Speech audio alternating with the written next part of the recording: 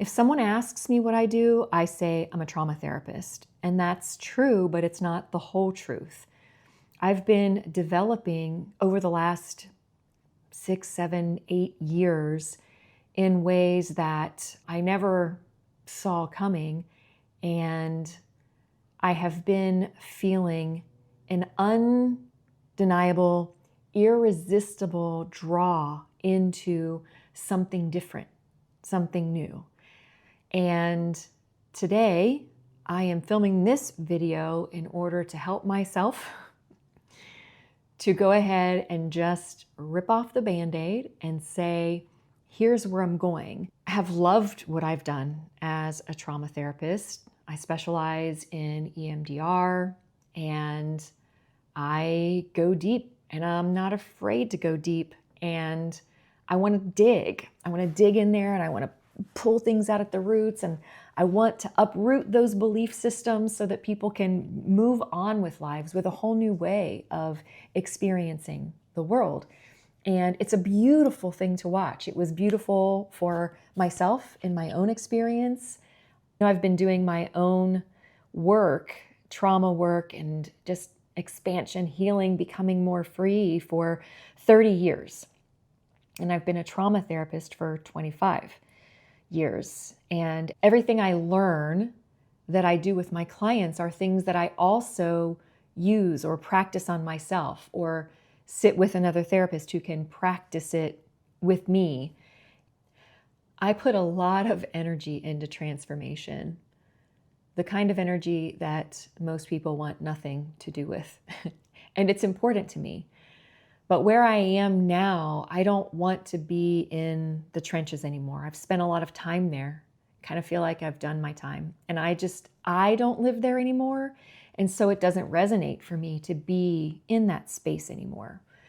And so I've been trying to develop a new business, a new way to show up in the world, a new way to help people to grow and to heal and to expand. And so my new introduction is, hi, I'm Jessica, a licensed psychotherapist for 25 years, but these days my work is less about fixing what's broken and more about creating space to live and breathe and move and play and connect in the most beautiful ways we can find. And that is what's most important to me.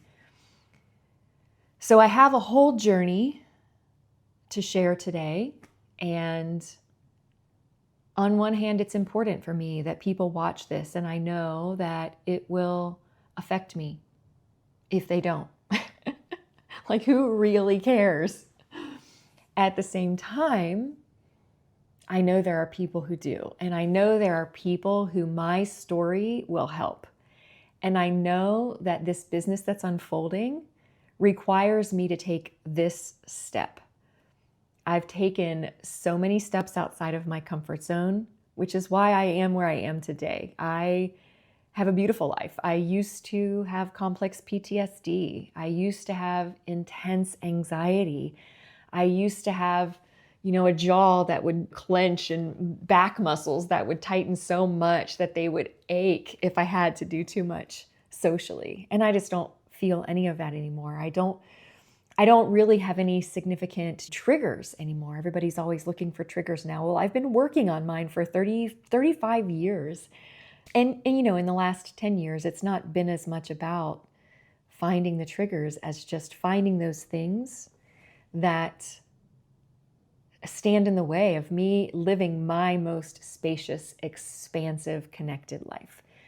And so as I share part of my story today, the biggest piece of it, the most important thing that I need to do for myself, for my own expansion, is to bring myself out of the spiritual closet, to step fully out onto the stage and say, here's where I am.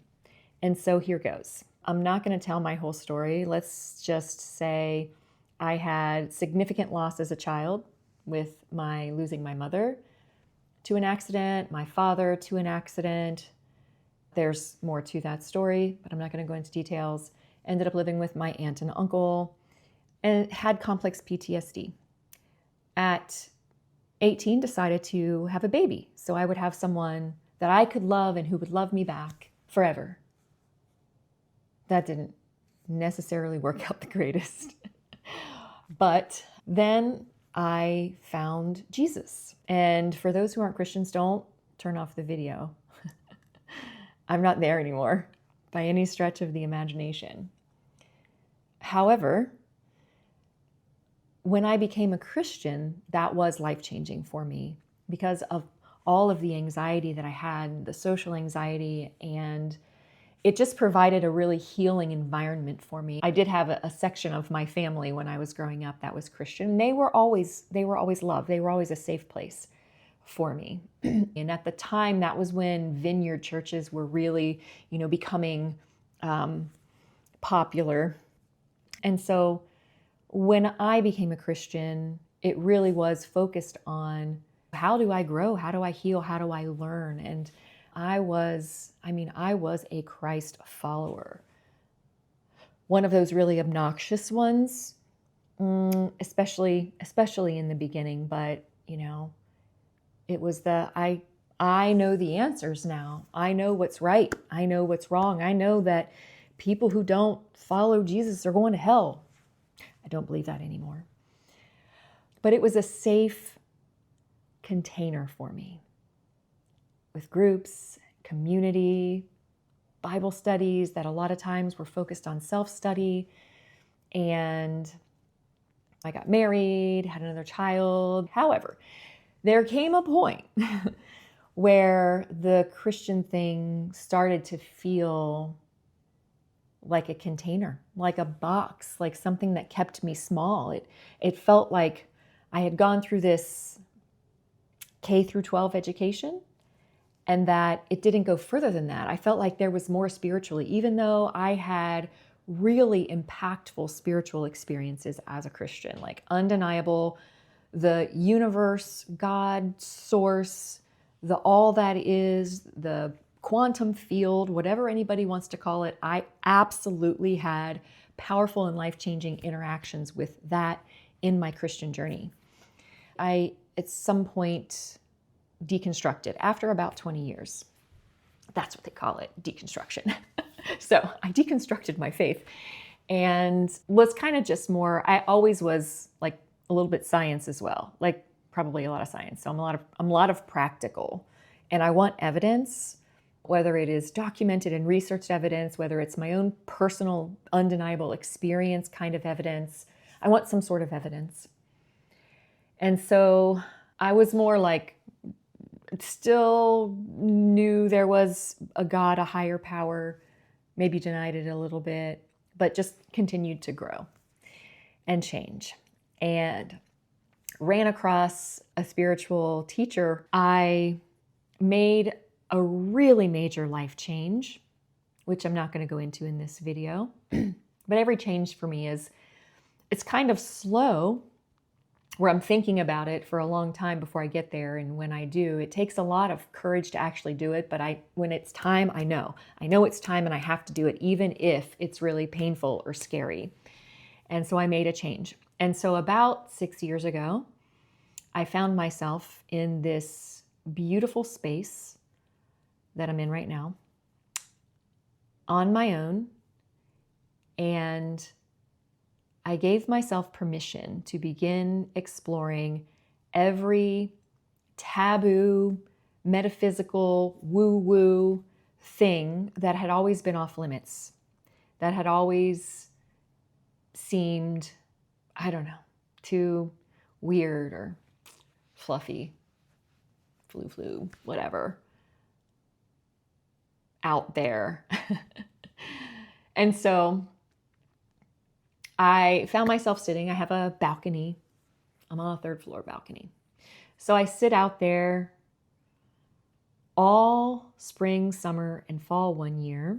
I had gotten a subscription to Mind Valley, and the I think biggest first catalyst was a course by Jeffrey Allen called Duality. And he's teaching about energy and consciousness and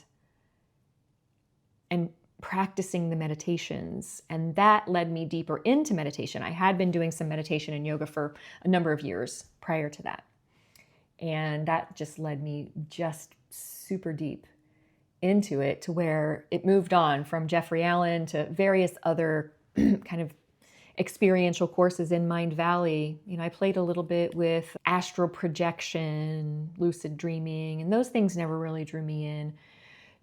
I came across Joe Dispenza's work and started doing those meditations, and was just experimenting with a lot of different meditation. But the Dispenza meditations, for a couple of years, at least a full year, I was meditating 1 to 3 hours a day, not necessarily all at once. So it might have an hour, hour and a half meditation, and might meditate again later, because I just always want to see what happens. If I try this thing, if I try that thing, what happens? How does it change my life? How does it change my body, my physical health?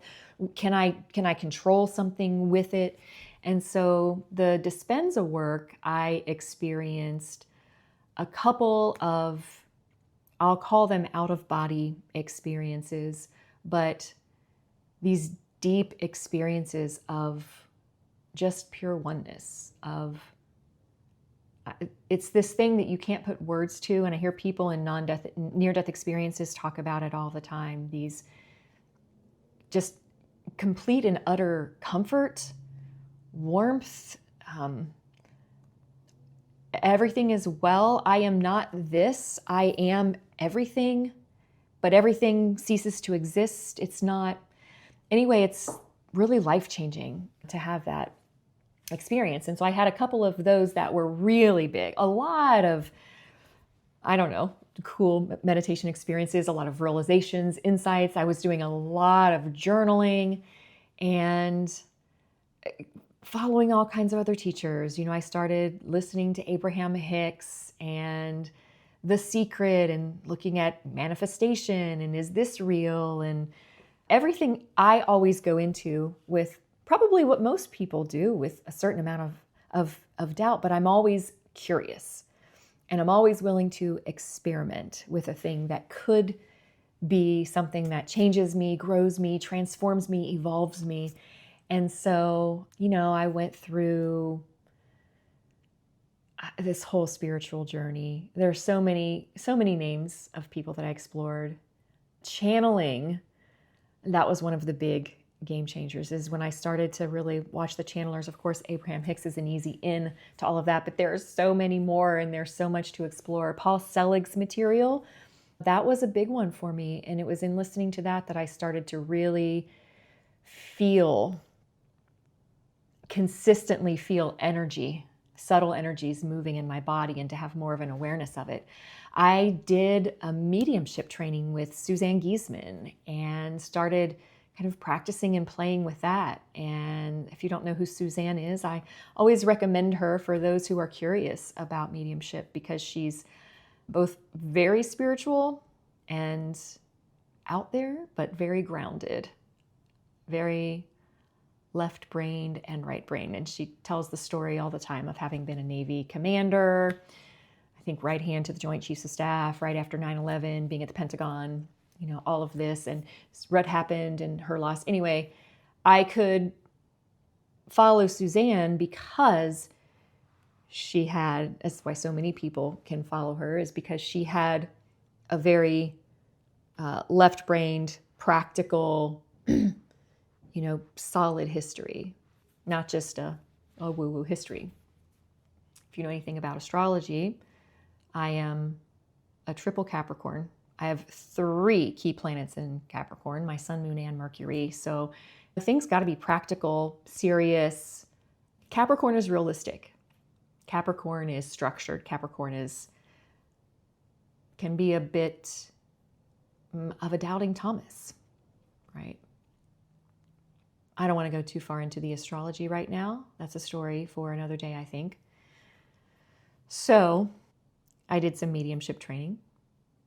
I explored animal communication. I watched some animal communicators that blew my flipping mind, and had some experiences. And all of the experiences I've had, I always hesitate to tell the stories because they can sound like crazy. And for somebody who's very academic, left-brained, evidence-based, wants the research, there's so much that brings so much joy and beauty to life that I don't know if our material research is ever going to get there. But do these things bring joy? Do they bring transformation? Do they bring freedom? Do they evolve us? Do they bring more connection to the people in our lives? Do they make us more loving? Do they connect us with our hearts? Those are the kind of things that I'm looking for. Do I feel more alive? And yeah, I was feeling more and more alive as I was experiencing these things. Oh, the Capricorn thing, Capricorns need to be taken seriously. And as I move out into this spiritual space, I know how many people don't take that seriously.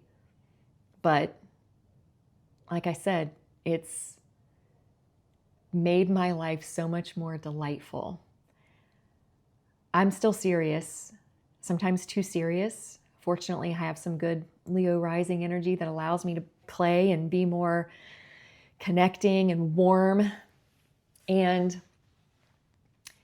now what I want to do is I want to take all of the wisdom that I've gained over 25 years as a therapist, because the therapy room, it's a living lab. And I'm learning throughout those 25 years, and I was one always learning the next technique and the next technique, the next modality to help people get free.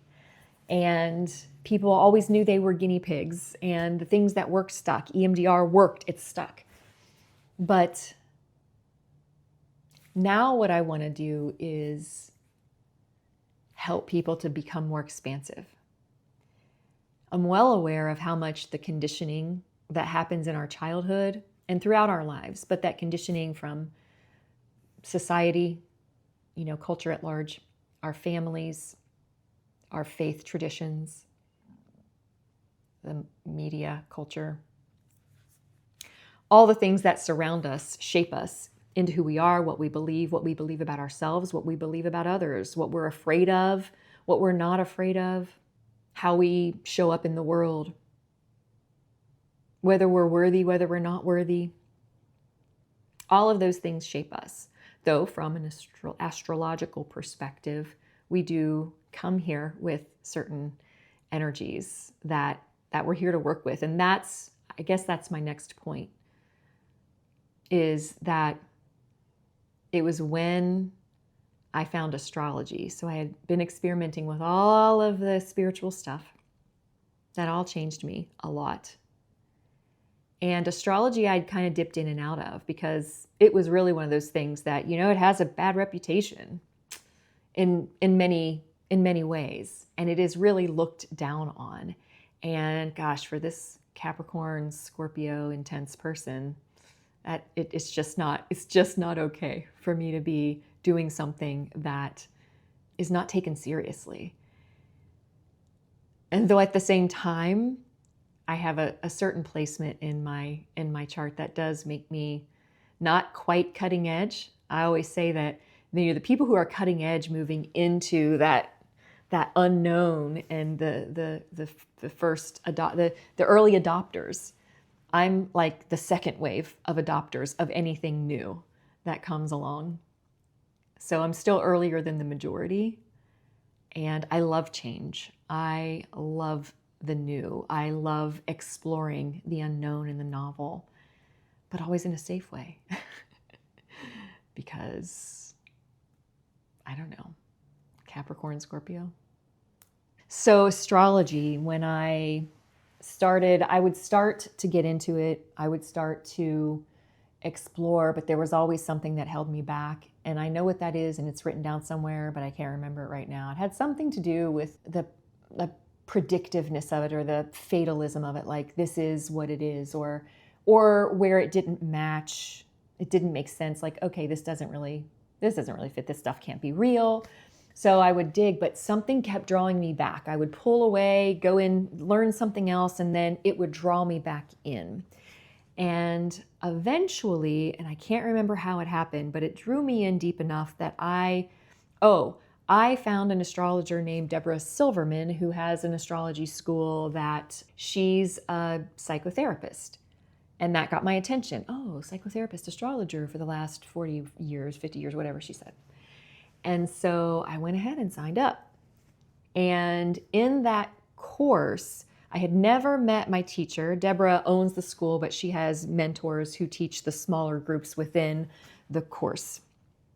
And so I was sitting with my teacher. First session, had never met her. She pulled my chart up, and she was pulling everyone's chart up and just giving them a brief, like 30, 60-second synopsis of something that she saw in their chart.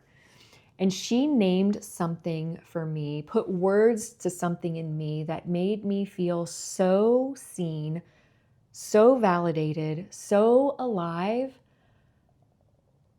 It just stunned me and made me want to cry. And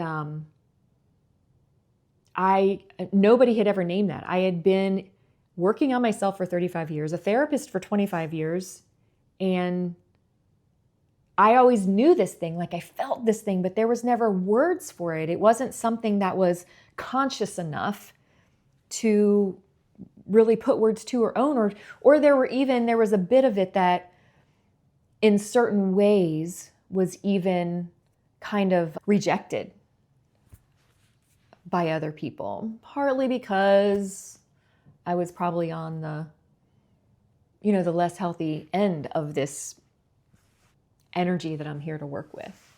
And the healthier I got, the more muted that way of being became. Not muted, but the healthier. It just became healthier. So when she did this, though, I was in. I was all in. And the further I got into my chart, so I learned that was when AI was really still fairly new, but I jumped right in and started. As I was learning how to read a chart and what all the signs and symbols and lines and stuff meant, I was putting this stuff into ChatGPT and asking about it. And the information that was coming back was just mind-blowing. That's the only words. I used them over and over. It was mind-blowing how seen and validated I felt. Like, oh my God, this is me. And it's supposed to be me. This is not something wrong with me. This is who I am, and I can begin to own this. Yes, I want to own the highest expression of these energies, because there is a low road to, say, Capricorn and a high road to Capricorn, a low road to Scorpio and a high road to Scorpio, etc. But I literally found myself dancing in my living room on multiple occasions as I was at my standing desk putting these things into ChatGPT, and I'm reading these descriptions of my chart placements. And I just felt, just so seen, validated, alive, and I could not believe it. And so I just kept digging deeper and deeper, and now astrology has a primary place. And that's what I love about it, is how validating it is when you really dig into the chart. And it's unending, how far you can dig into a chart. There's always more to be explored. It is super complex, sophisticated, sacred geometry, kind of specific mathematical kind of thing. And whether it's your birth placements, your natal placements, whether it's the transits, which is what's happening in the sky currently, there is always more to explore and to learn. And because of what's happening in the sky currently, that's why I'm doing what I'm doing right now. And after I post this video, there is going to be a part of me that wants to take it down, that wants to backpedal. But I know that this is a part of my forward journey, and I have to do this. This is scary for me, and I don't want to do it. I am very open and sharing with my safe people. And it's not always the same safe people. If I know someone else is open, I'm gonna share all the things. I share with clients when I feel like they're ready or open, if I feel like it will enliven them and help them to explore further on their journey. But like I said, Capricorn does not like to not be taken seriously. So here I am, showing up for myself by making this video. And my goal as I continue to create is to help you show up for yourself, to begin to really recognize who you are, to get clearer and clearer, and to feel more and more valid in terms of who you are inside and how you're here to show up in the world. And to create space, so much space in your life, because spaciousness feels good. And this spaciousness, if I go back to my own story, there were all these ways, maybe 15 years ago, that I started creating space, whether it was getting out of debt, learning a new way to manage money, and really spent a lot of time learning, got myself completely out of debt so I had more financial freedom. I went deep into learning how to train dogs. That was a big shift for me. I went deep into learning how to take better care of my body and learned what was not helpful for it and what was. And I'm healthier now at 55 than I've maybe ever been, because trauma used to be such a factor in my body, even when I was young, because my earliest big trauma was, I think I was 2 or 3 after my dad's accident. So, but my point is, creating space, all these ways that I was creating space. So minimalism was another one of those areas where I started, and that was back in early when minimalism was first becoming really popular. And I was listening to Josh Becker, I think, and the Minimalists, and Leo Babauta, Courtney Carver, reading their books, reading their blogs, and just clearing things out, lightening the load. My whole house had to be cleared out. I wanted countertops, like nothing on them. And I wanted extra space in all of my storage. I just wanted to not be burdened by material possessions. I wanted to live lighter and lighter. And so, creating space in our material world, in our relationships. There are relationships that contract us, that make us small.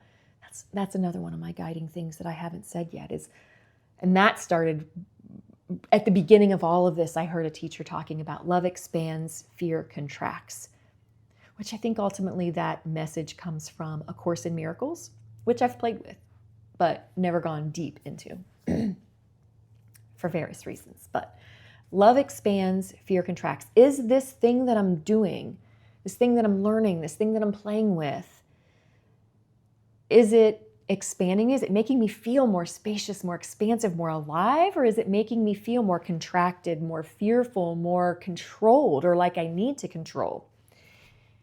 Relationships that contract us, that keep us in containers, that make us feel smaller, that keep us from being who we truly are in any way, shape, or form. Relationships that are toxic, or maybe we've just outgrown, we need to reevaluate those, whether it means we leave those relationships behind always from a place of love, always with kindness, or whether it means we just have to set some new ground rules, create changes in those relationships.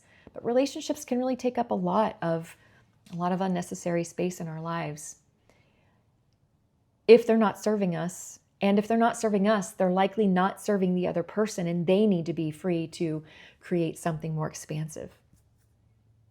So, finances, material possessions, relationships, our internal world, our beliefs, our conditioning, moving that out of the internal system creates so much space to grow, to evolve, to expand.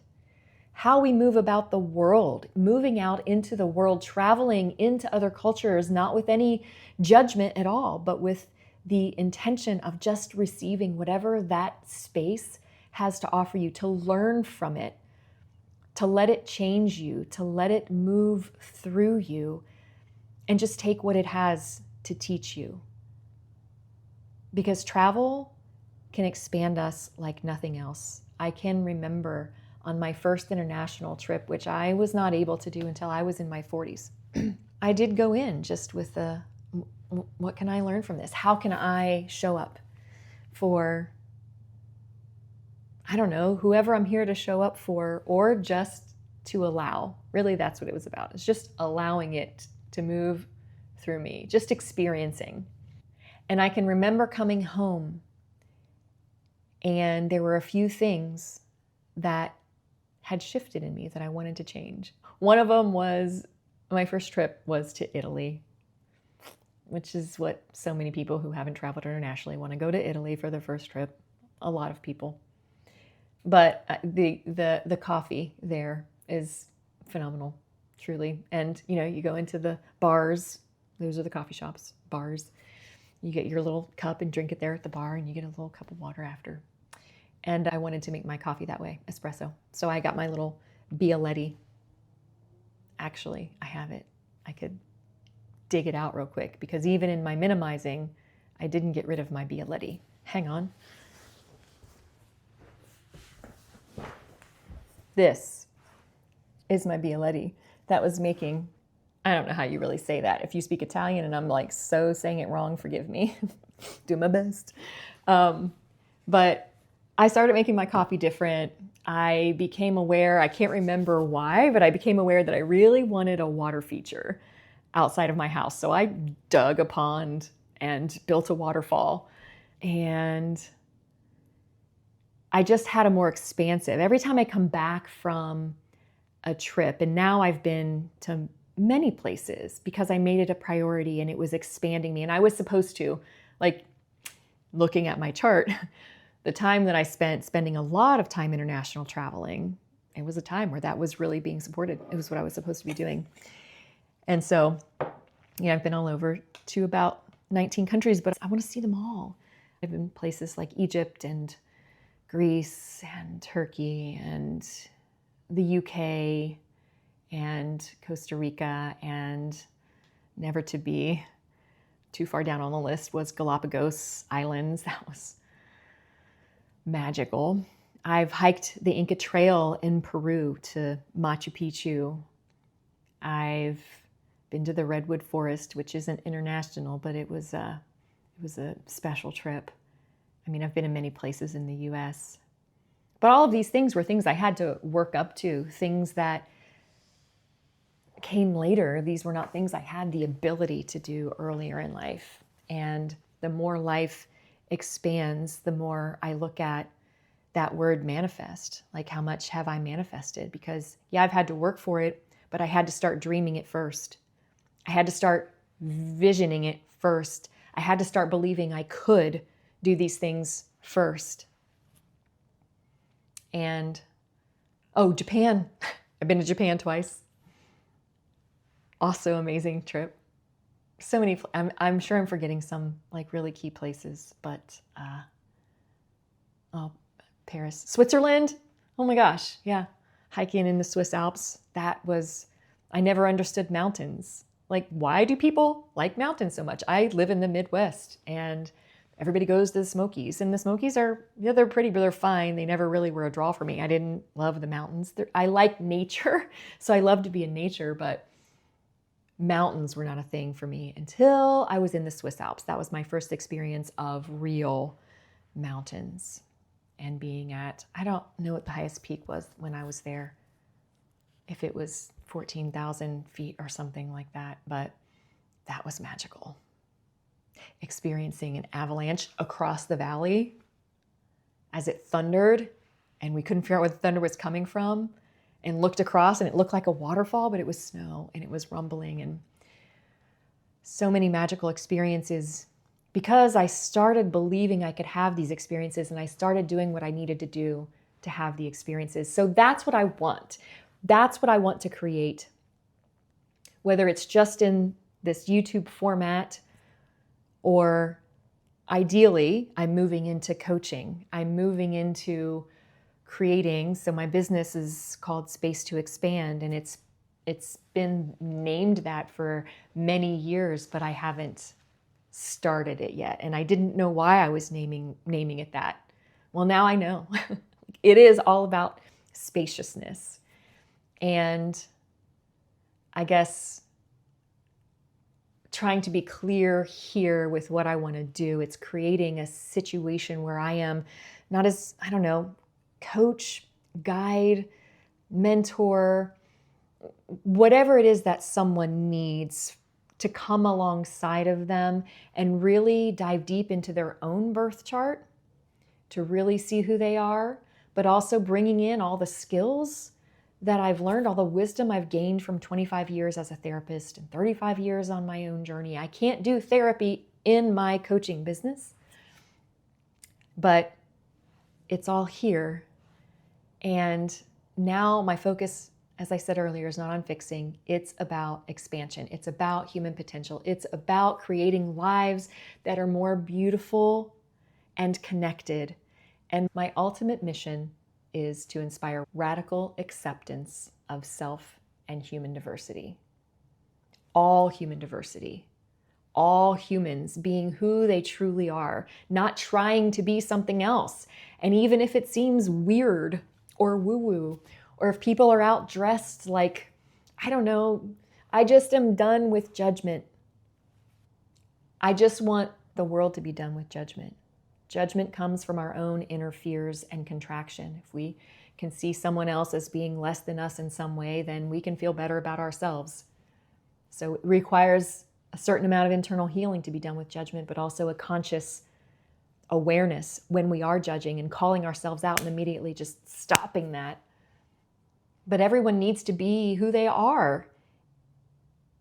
If someone wants to show up dressed in crazy mismatched colors and wearing a big old top hat while they're out for a walk in the park, well, if it makes them happy, then stop judging them. I want us all to stop judging. If something is making somebody joyful, if it makes them feel good, and it's not hurting anyone else, that's my only caveat, is that we're not actively hurting anyone else. Sometimes when we're growing and shifting how we are, it does hurt people, but never on purpose. That's the goal, is to come at life heart-centered. So I think I'm done. And I appreciate you listening if you've listened to the end. And there's a lot more to come now that I've ripped the spiritual Band-Aid off. Here is where I am now. I still have to be brave enough to start putting it on Instagram where my friends and family can see it. But, all right. Thanks for watching. I'm sure YouTube's going to be recommending another video here or here, depending on when you see this and how many videos I have at that point. But please press like and subscribe if you haven't already done so. That will really help my channel to grow, which is ultimately what I want. And yeah, just thanks.